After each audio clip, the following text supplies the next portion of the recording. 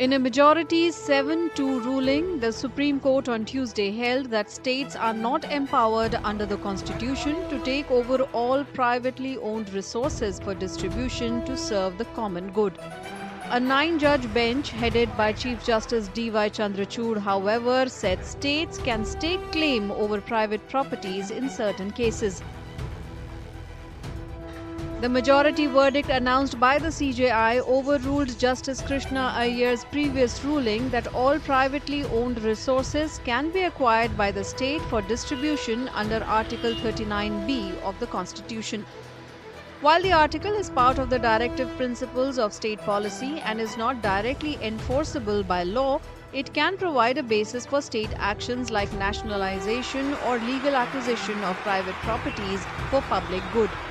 See, 39B, if I were to read it out for you, 39B and C said that the ownership and control of the material resources of the community are so distributed as best to subserve the common good.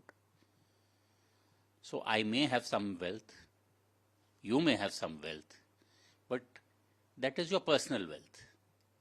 There can be times where that wealth may need to be accessed or redistributed to better serve society.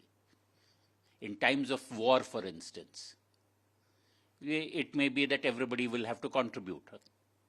So the state, if Parliament were to bring out a law, its validity would possibly be protected by reference to the directive principles of state policy.